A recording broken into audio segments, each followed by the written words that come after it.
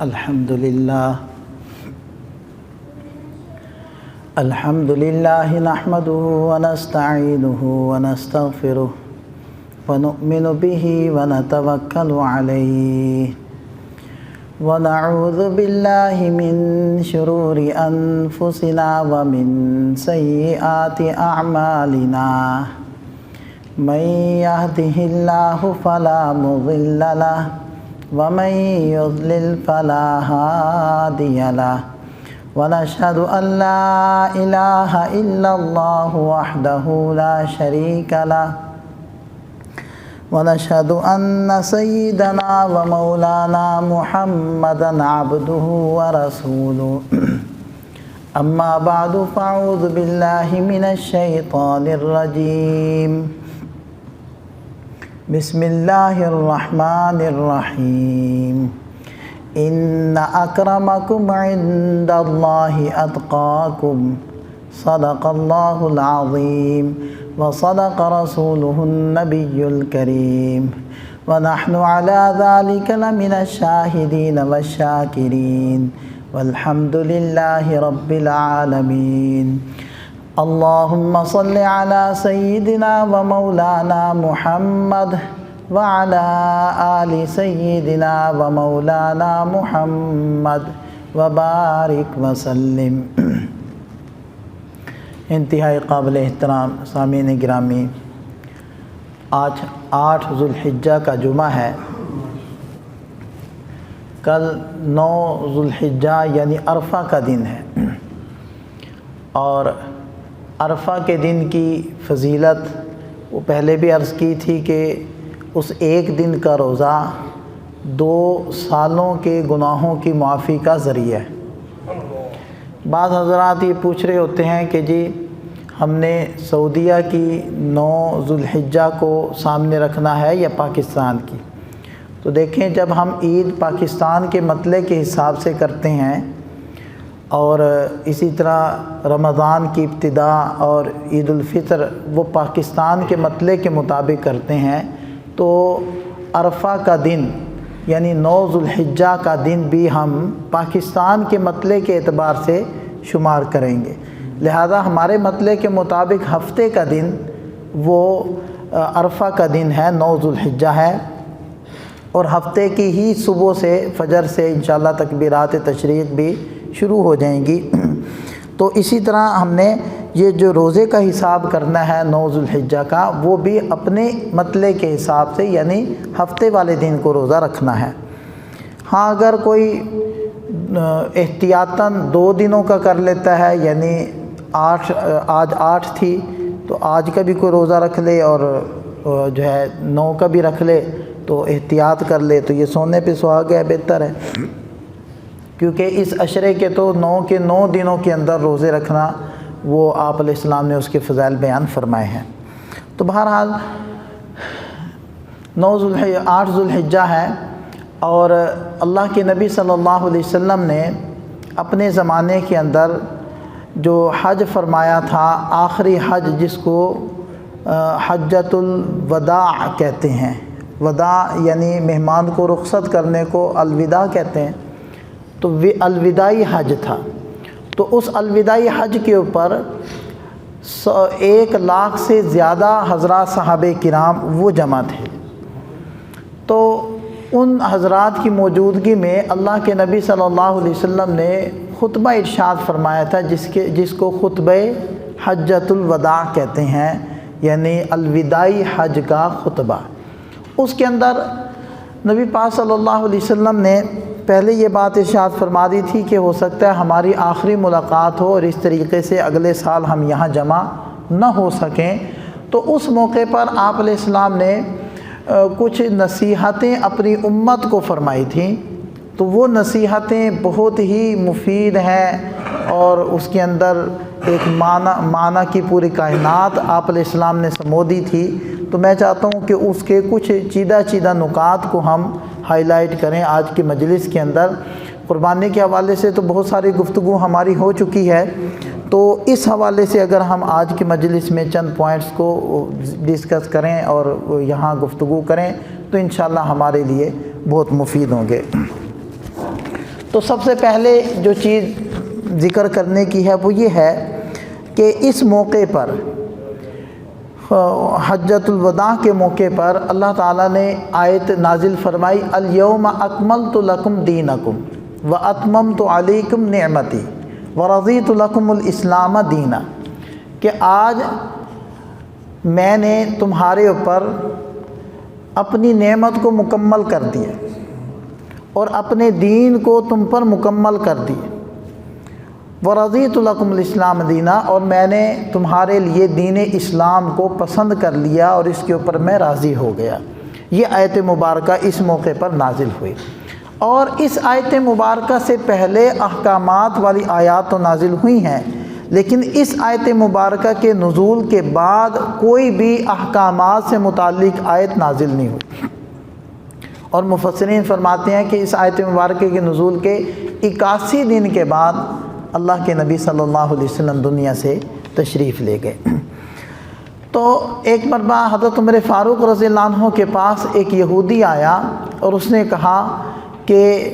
آپ لوگوں کے اوپر ایک آیت نازل ہوئی ہے، وہ آیت الیوم اکملت لکم دینکم ہے، اگر وہ آیت ہمارے اوپر نازل ہو جاتی تو ہم اس دن کو عید کا دن بنا لیتے، خوشی کا دن بنا لیتے، کیونکہ جو دین جب مکمل ہو جاتا ہے، تام ہو جاتا ہے، تو پھر قیامت تک کے لیے وہ نافذ العمل ہوتا ہے، قابل عمل ہوتا ہے، اور قیامت تک پھر اس کے اندر کوئی تبدیلی، کوئی تغیر پیدا نہیں ہو سکتا، نہ کوئی کر سکتا ہے۔ اس آیت مبارکہ کے یہ مطلب۔ اب جو بنیادی اور مرکزی نکات تھے یا احکامات تھے وہ اللہ تعالیٰ نے نازل فرما دیے تھے، اسی وجہ سے ہر زمانے کے اعتبار سے آپ دین اسلام کو ایک مکمل اور تام احکامات کا مجموعہ وہ دیکھیں گے، تو ایک مکمل رہنمائی اس دین کے اندر موجود ہے۔ تو یہ اس آیت مبارکہ کا اجمالی مفہوم ہے۔ تو اس موقع پر اللہ کے نبی صلی اللہ علیہ وسلم نے کیا کیا ارشاد فرمایا، میں وہ الفاظ بھی آپ حضرات کے سامنے بولتا ہوں تاکہ آپ حضرات کو اندازہ ہو کہ اللہ کے نبی صلی اللہ علیہ وسلم نے حضرات صحابہ کرام کو کن الفاظ سے مخاطب کیا۔ تو آپ علیہ السلام نے ارشاد فرمایا ایھا الناس اسمعوا قولی، اے لوگوں میری بات دھیان سے سنو، فإنی لا ادری لعلی لا القاکم بعد یومی ھذا، اس لیے کہ مجھے نہیں معلوم شاید آج کے بعد اس طریقے سے یہاں ہماری ملاقات نہ ہو، یہ آخری ملاقات۔ اس کے بعد اللہ کے نبی صلی اللہ علیہ وسلم نے جو حکم ارشاد فرمایا وہ انسانی مساوات سے متعلق تھا، یعنی جو ہمارے اندر ایک کنسیپٹ پایا جاتا ہے کہ جی یہ نیچ قوم کا ہے، یہ اعلیٰ قوم کا ہے، یہ گھٹیا لوگ ہیں، یہ تصورات اسلام کے نہیں۔ یہ تصورات ہمیں کہاں سے ملے؟ ہمیں ملے ہندوازم سے، کیونکہ ہندوؤں کے اندر یہ قومیں موجود ہیں کہ جو گھٹیا قوم ہے، شودر وغیرہ جس کو وہ نام رکھتے ہیں، تو وہ ان کو اجازت نہیں ہوتی کہ وہ برہمن قوم کے برتن کو استعمال بھی کر لیں اور اس میں پانی بھی پی لیں، اور ان جیسے لباس بھی پہن لیں، اور ان کی عبادت گاہوں کے اندر عبادت بھی کر لیں۔ یعنی یہ جو چھوٹی قوم، یہ بڑھیا قوم، یہ گھٹیا قوم، یہ اعلیٰ قوم، یہ کنسیپٹ اسلام کا نہیں ہے، یہ کنسیپٹ ہندوازم کا ہے۔ اسلام نے ہمیں کیا نظریہ دیا؟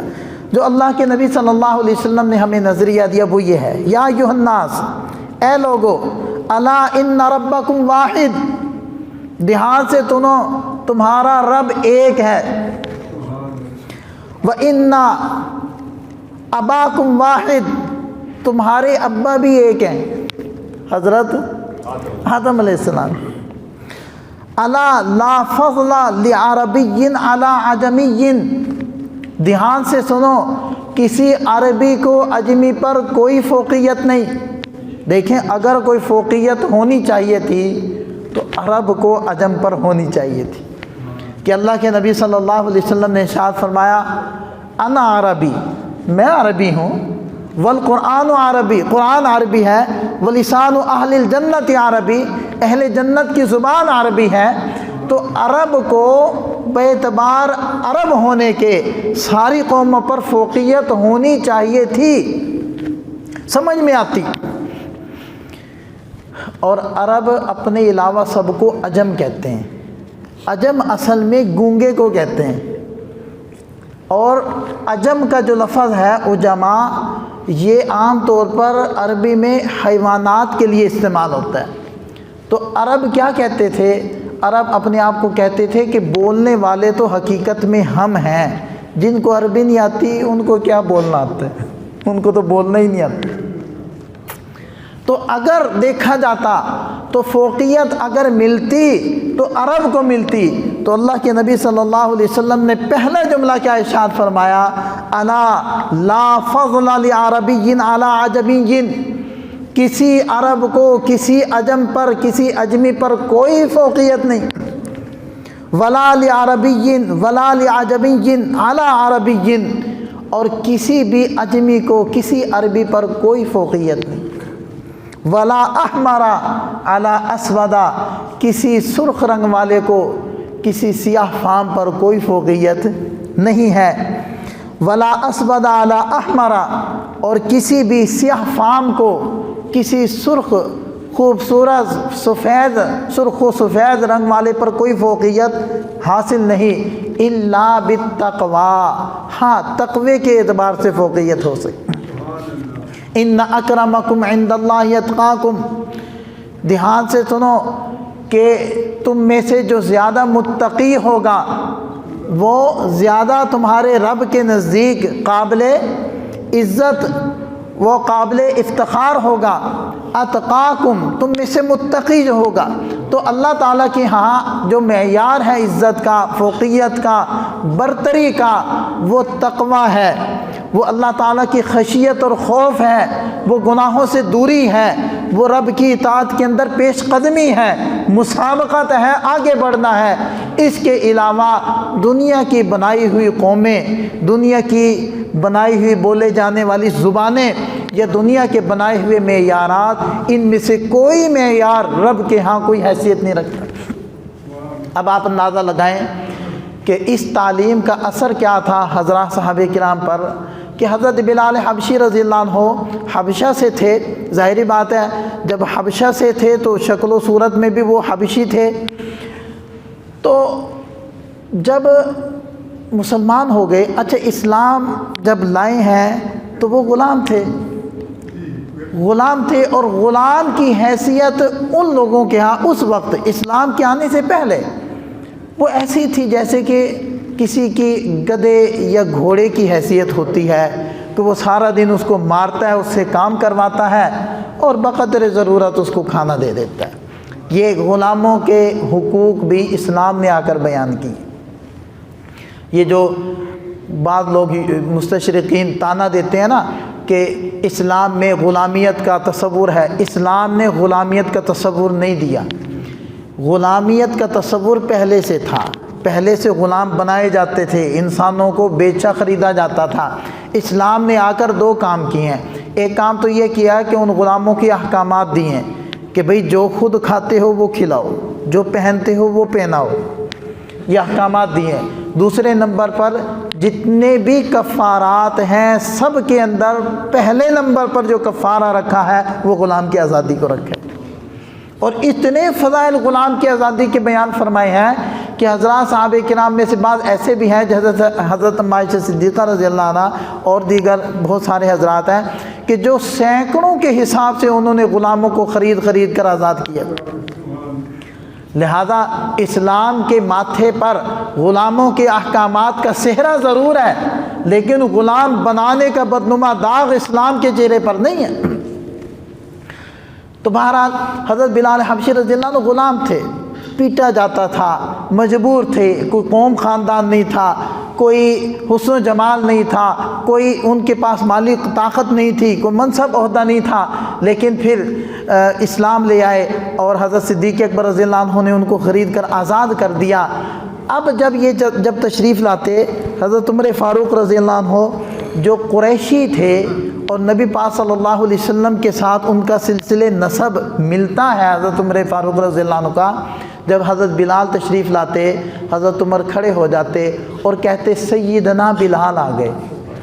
ہم سمجھتے ہیں نا سید کا معنی کیا ہوتا ہے، سید کا معنی سردار ہوتا ہے۔ حضرت عمر فاروق رضی اللہ عنہ ان کا آپ مرتبہ دیکھیں، خلیفہ ثانی ہیں،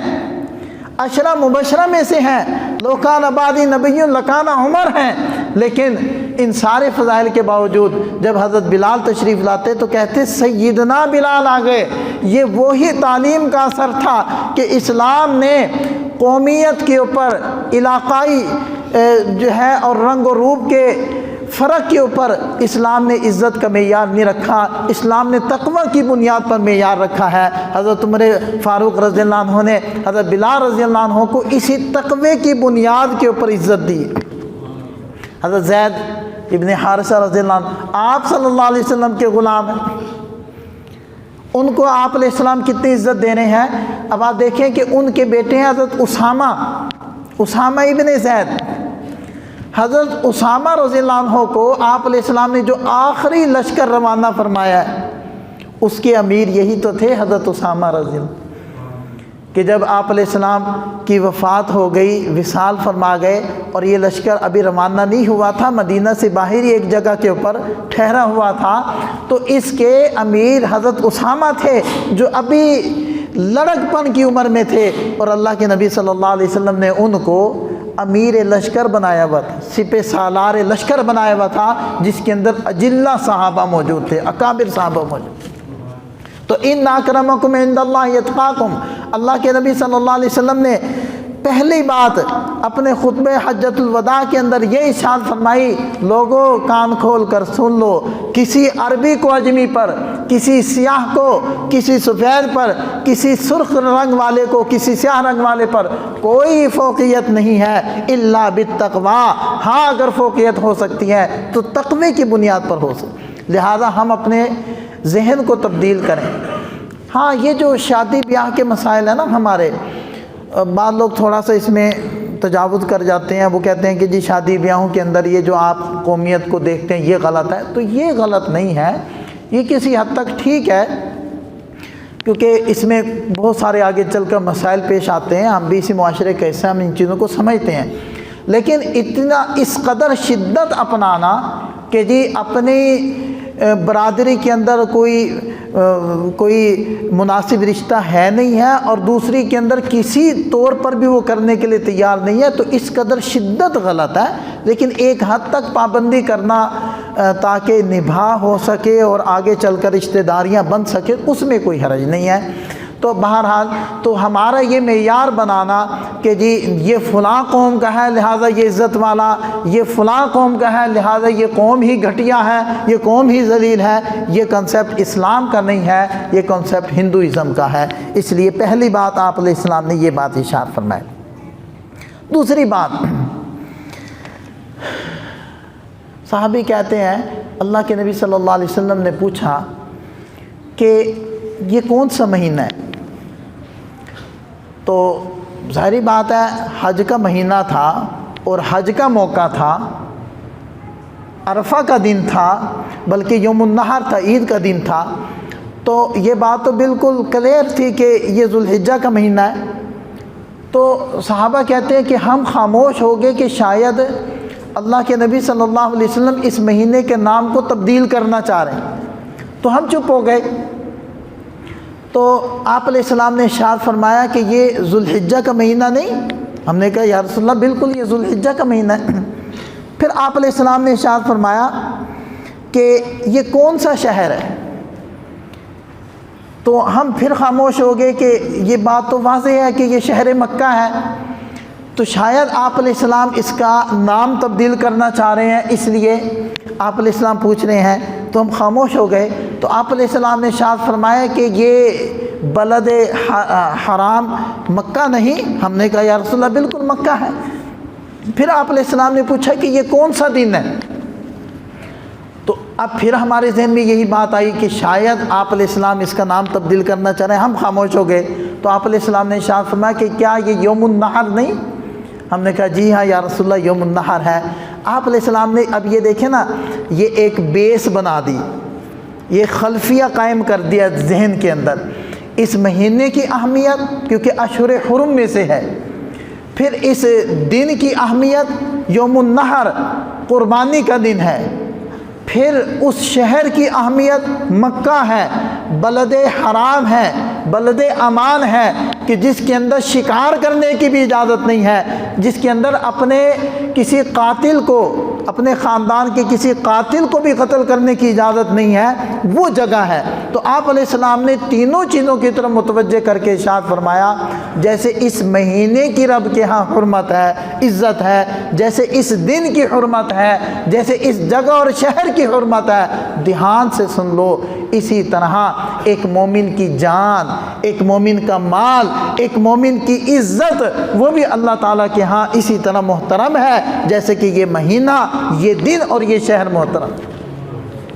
اس انداز میں سمجھائیں، آپ وہ الفاظ سنیں، فَإِنَّ دِمَاءَكُمْ وَأَمْوَالَكُمْ حَرَامٌ عَلَيْكُمْ كَحُرْمَةِ يَوْمِكُمْ هَذَا فِي بَلَدِكُمْ هَذَا فِي شَهْرِكُمْ هَذَا، کہ تمہارے اوپر تمہارے ایمان والے بھائیوں کی عزت، ان کے اموال اور ان کے خون اسی طرح محترم ہے جیسے کہ یہ مہینہ، یہ دن اور یہ شہر۔ سَتَلْقَوْنَ رَبَّكُمْ فَيَسْأَلُكُمْ عَنْ أَعْمَالِكُمْ، تم ان قریب اپنے رب سے ملو گے، پھر تمہارا رب تم سے تمہارے اعمال کے بارے میں پوچھے گا کہ کیا کر کے آئے۔ جو احباب لیٹ آئے ہیں میں ان کو کنیکٹ کر دوں کہ ہم نے گفتگو شروع کی تھی کہ نبی پاک صلی اللہ علیہ وسلم نے جب حج فرمایا تھا تو آپ علیہ السلام نے ایک خطبہ ارشاد فرمایا تھا جس میں مخاطبین 1 لاکھ سے زیادہ حضرات صحابہ کرام تھے۔ تو اس خطبے کے کچھ نکات ہم یہاں گفتگو کے اندر ذکر کر رہے ہیں۔ یہ 2 باتیں ہو گئیں، پہلی بات آپ علیہ السلام نے مساوات کا درس دیا، اور دوسری بات کہ جان و مال کی عزت اور حرمت کے بارے میں آپ علیہ السلام نے ہدایات دی۔ تیسری بات، آپ علیہ السلام نے ارشاد فرمایا، جاہلیت کے جتنے بھی رسم و رواج اور دستور ہیں آج سارے کے سارے میرے پاؤں تلے۔ الا کل شیء من امر الجاہلیہ تحت قدمی موضوع، جاہلیت کے دور میں جو جو رسم و رواج چلتے تھے آج سارے کے سارے میرے پاؤں تلے ہیں، میں سب کو روندتا ہوں، سب کو کل عدم کرتا ہوں، اور جتنی تمہاری دشمنیاں جاہلیت کے زمانے میں چل رہی تھیں، چاہے وہ قتلوں کے کیس تھے، تو فرمایا وَدِمَاءُ الْجَاهِلِيَّةِ مَوْضُوعَةٌ، یہ جاہلیت کے زمانے کے قتل و غارت کری وہ بھی سارے کے سارے میں اپنے پاؤں تلے رونتا ہوں۔ وَإِنَّ أَوَّلَ دَمٍ أَضْعُ مِن دِمَائِنَا دَمَ ابْنَ رَبِيعَةِ بْنِ الْحَارِثِ، کہ سب سے پہلا وہ دم جو ہمارا جھگڑا تھا جس کے بارے میں ربیعہ ابن حارث کا، میں اس کو ختم کرتا ہوں، کل عدم کرتا ہوں۔ اس میں ہمارے لیے کیا رہنمائی ہے کہ اسلام ایک اپنی پہچان رکھتا ہے، اسلام کا ایک اپنا تشخص ہے۔ جیسے دیکھیں نا، اسلام کا ایک اپنا لباس ہے، لباس سے مراد کوئی خاص کرتا قمیض نہیں ہے، لیکن کچھ اصول ہیں اسلام کے، جن اصولوں کے اوپر لباس ہم نے پہننا ہے، چاہے وہ جبہ یا وہ جو توپ آج کل عرب پہنتے ہیں، وہ کوئی بھی ہو، بس اس کے اندر کچھ اصول پورے ہونے چاہیے، بس وہ اسلامی لباس۔ تو اسلام نے اپنا ایک تشخص اور ایک پہچان رکھی ہے، چہرہ کیسا ہو، چہرے کے اوپر جو داڑھی کے بال ہیں وہ کیسے ہوں، سر کے بال کیسے ہوں، تمہارا لباس کیسا ہو، لباس میں جو شلوار ہے اس کو رکھنا کہاں تک ہے وہ کیسی ہو، تمہارے اخلاق کیسے ہوں، تمہارے معاملات کیسے ہوں، یعنی پورا ایک ضابطۂ حیات اسلام نے دیا مکمل طور پر۔ پھر یہ نہیں ہے کہ نماز ایسے پڑھنی ہے، زکوٰۃ ایسے دینی ہے، حج ایسے کرنا ہے، بقیہ زندگی میں تم آزاد نہیں۔ اللہ کے نبی صلی اللہ علیہ وسلم نے نکاح فرمائے، ولیمے کیے، دعوتیں کی ہیں، ان سب کا ایک طریقہ کار اسلام نے ہمیں دے دیا کہ کیا کرنا ہے، کتنا کرنا ہے، کب کرنا ہے، کیسے کرنا ہے، کیا کرنا ہے، کیا نہیں کرنا، ایک ایک بات کی وضاحت۔ غمی کرنی ہے تو کیسے کرنی ہے، 3 دن تک سو کرنا ہے عورت نے کتنے دن تک سوگ کرنا ہے، اہل خانہ نے کتنے دن تک سوگ کرنا ہے، کس طریقے سے کرنا ہے، کب تک کرنا ہے، کب نہیں کرنا۔ 3 دن کے بعد منع ہے، لوگوں کو منع ہے کہ تم نے 3 دن کے بعد مرنے والوں کے گھر نہیں جانا کہ تم پھر سے ان کے غم کو تازہ کرو، وہ غم ہو چکا، اب نہیں جانا۔ اس لیے علماء نے مسئلہ لکھا ہوا ہے، اگر کسی کو کوئی مجبوری بھی نہیں تھی، معلوم بھی تھا، ایک تو ہوتا ہے نا مجبوری والے، معلوم نہیں تھا یا دور تھے یا ان کو کوئی مسئلہ پیش آ گیا وہ آ نہ سکے، یہ ایسا کوئی عذر نہیں ہے، آپ اسی شہر میں رہتے ہیں، آپ نہیں گئے، اب 3 دن کے بعد ان کے پاس افسوس کے لیے جانے کی شرعاً اجازت نہیں ہے۔ آپ غلط کر رہے ہیں اگر جا رہے ہیں تو کیا کرنا ہے، کیا نہیں کرنا، کتنا کرنا ہے، کتنا پر جا کر رک جانا ہے، اسلام نے ایک ایک باریکی کو ڈسکس کیا، ایک ایک باریک بات کے اوپر گفتگو کی۔ اس لیے اللہ کے نبی صلی اللہ علیہ وسلم نے فرمایا، میں اسلام سے پہلے جاہلیت کے زمانے کی جتنے رسم و رواج ہیں سب کو ختم کرتا ہوں۔ اب یہ ہمارا مسئلہ ہے کہ ہم یہ توق کب تک گلوں میں ڈال کر رکھتے ہیں، اور بہت سارے لوگ اسی معاشرے کے حصہ ہیں۔ اگر مثالیں لینے لگ جائیں تو ہر بندے کے پاس ایک ایک دو مثال ہوگی کہ ایسے لوگ موجود ہیں جنہوں نے اس زمانے میں بھی، ان حالات میں بھی سنت کو فالو کیا ہے، سنت کو اپنایا ہے، اور ہر قسم کی عافیت کے ساتھ وہ زندگی گزار رہے ہیں۔ یہ سینکڑوں مثالیں آپ کے پاس بھی ہیں، میرے پاس بھی۔ اگر کوئی کرنا چاہے تو ان کے لیے راستے کھلے ہیں، جس کے دل میں ہی یہ جذبہ نہ ہو تو پھر ظاہری بات ہے اس کے لیے مشکل ہے، اس کے لیے بہترین بہانہ ہے، کیا کریں جی گھر والے نہیں مانتے، کیا کریں جی بس معاشرہ ایسا ہے، کیا کریں جی خاندانوں کی مجبوریاں ہیں، بہانے جتنے مرضی بنا لیں، لیکن جو کرنا چاہے اس کے لیے راستہ کھلا ہے۔ تو یہ ایک بات اللہ کے نبی صلی اللہ علیہ وسلم نے۔ پھر ایک اور بات جس کی طرف آپ علیہ السلام نے اس خطبے میں ارشاد فرمایا وہ تھا سود۔ سود کے لیے ابھی بھی دیکھ لیں تاریخ چل رہی ہے، اپنے مسلمان وہ تیار نہیں ہیں، یعنی سود کی حرمت کو نافذ کرنے کے لیے جو رکاوٹ ہیں وہ اپنے مسلمان، ہمارے اپنے ادارے ہیں، ہمارے اپنے بینک ہیں، وہ ماننے کے لیے تیار ہیں۔ اور اللہ کے نبی صلی اللہ علیہ وسلم نے اس موقع پر ارشاد فرمائے وَرِبَ الْجَاهِلِيَّةِ مَوْضُوعٌ، جاہلیت کے زمانے کا سارا سود میں کل عدم کرتا ہوں، سب سے پہلے اپنے چچا عباس کا سود میں کل عدم کرتا ہوں، وہ ہم کسی سے نہیں لیں گے، البتہ جس نے جو رقم دی ہوئی ہے قرض، اصل رقم وہ واپس ہوگی، سود واپس نہیں ہوگا، سود ختم۔ سود کے اوپر میں نے مستقل گفتگو کی تھی اور اس کی قباحتوں کو اور اس کی شناعتوں کو اور اس کے اوپر وعیدوں کو بیان کیا تھا، قرآن سے بھی حدیث سے بھی، کہ کتنی گندی چیز ہے، اور جب یہ سود ہماری کمائی کا حصہ ایک بن چکا ہے تو وہ سود کھا کر، وہ حرام کھا کر ہم سے اچھے اعمال کیسے ظاہر ہو سکتے؟ زہر کھائیں اور ہماری صحت بنے، زہر کھانے سے تو معدہ کٹے گا، آنتیں ٹکڑے ٹکڑے ہوں گی نا، دل پھٹے گا، زہر کھانے سے تو صحت نہیں بنتی، تو یہ زہر ہم کھا رہے ہیں تو ہماری روح کا قتل ہو رہا ہے، روحانیت ختم ہو رہی۔ تو اس لیے اللہ کے نبی صلی اللہ علیہ وسلم نے اس موقع پر فرمایا۔ اسی طرح وراثت کے بارے میں اس موقع پر آپ علیہ السلام نے ارشاد فرمایا ان اللہ آتا کل ذی حق حقہ ولیس لوارث وصیہ، اللہ نے ہر حق والے کے حق کو بیان کر دیا اور اس کے حق کو ذکر کر دیا ہے قرآن میں۔ بہنوں کا بھی حصہ ہے، بھائیوں کا بھی حصہ ہے، جس سیکوینس سے یا جس ترتیب سے قرآن نے ان کے حصوں کو ذکر کیا ہے اسی کے مطابق تقسیم کرنا یہ شرعی حق ہے، بہنوں کا بھی بھائیوں کا بھی۔ پھر اس کے ساتھ فرما دیا کہ وصی کے لیے، وارث کے لیے کوئی وصیت نہیں، جس کو اللہ نے قرآن نے حصہ مقرر کر کے دے دیا، اب آپ اپنی طرف سے کوئی مزید اس کے لیے وصیت کریں، یہ غلط، یہ پھر بقیہ ورثاء کے اوپر ظلم ہے۔ اسی طرح معاشرے کی معاشرتی شناخت کو برقرار رکھنے کے لیے اللہ کے نبی صلی اللہ علیہ وسلم نے ارشاد فرمایا من ادعا الی غیر ابی، من ادعا الی غیر ابی فعلیہ لعنۃ اللہ والملائکۃ والناس اجمعین، جس نے اپنے ابا کے علاوہ اپنے آپ کو کسی اور کی طرح منسوب کیا، اس کے اوپر اللہ کی، فرشتوں کی اور سارے انسانوں کی لعنت۔ اور یہ باتیں ہمارے ہاں اب رواج پاتی جا رہی ہیں کہ کوئی کسی کا بچہ گود لیتا ہے متبنہ، تو بعد میں کچھ عرصے کے بعد اس کو اپنے ساتھ منسوب کر لیتا ہے، اس کے شناختی کارڈ میں اپنا نام لکھوا دیتا ہے، حالانکہ وہ کسی کا بچہ اس نے لیا ہوا ہوتا ہے۔ یہ دھیان سے سن لیں، اللہ کے نبی صلی اللہ علیہ وسلم کیا ارشاد فرمائے، جو جس کا بیٹا ہوگا اسی کی طرف منسوب ہوگا، چاہے وہ آپ کے پاس رہے چاہے وہ کسی کے پاس رہے۔ اور جب وہ بچہ بالغ ہو جاتا ہے تو اس کے اوپر وہی سارے احکامات لگیں گے جو ایک اجنبی کے اوپر لگتے ہیں۔ اگر آپ نے کسی کے بچے کو لے کر پال لیا ہے تو وہ آپ کا بیٹا شرعی طور پر کبھی بھی نہیں بن سکتا۔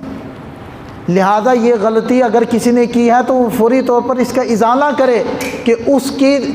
کی صحیح نسبت اس کے نام کے ساتھ لکھے، اپنی طرف کبھی بھی اس کو منسوب نہ کرے۔ بلکہ بعض علماء نے تو یہاں تک احتیاط کیا ہے، وہ کہتے ہیں کہ جی کسی کو پیار سے بیٹا بھی نہ کہا کرو، کسی کو پیار سے، جیسے ہم عام طور پر، حالانکہ اکثر علماء یہ فرماتے ہیں اس میں کوئی حرج نہیں ہے، یہ تو آدمی ویسے ہمدردی سے یا ایک شفقت سے کسی چھوٹے کو کہہ دیتا ہے بیٹا آپ یہ بات سن لو۔ تو بعض علماء نے اس میں بھی احتیاط کیا ہے کہ کسی کو پیار سے بھی بیٹا نہ کہو، اس لیے کہ قرآن نے اور اللہ کے نبی صلی اللہ علیہ وسلم کے فرامین نے بڑی سختی سے ان باتوں پر متنبہ کیا ہے کہ کسی غیر کے بیٹے کو اپنی طرف منسوب نہ کرو، کیونکہ اس کے اوپر ان سب کی لعنت پڑ دی۔ اور مزید اللہ کے نبی صلی اللہ علیہ وسلم نے اس موقع پر میاں بیوی کے حقوق کی طرف متوجہ کیا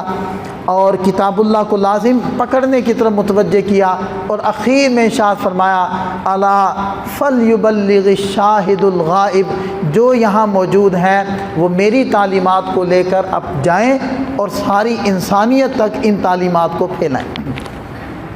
یہ تھا خطبہ حجۃ الوداع، جس کے کچھ نکات ہم نے آپ حضرات کے سامنے رکھے ہیں، تو ان کو پلے باندھنے کی ضرورت۔ ایک تو دین مکمل ہے، بدعات کا اس کے اندر کوئی وجود نہیں۔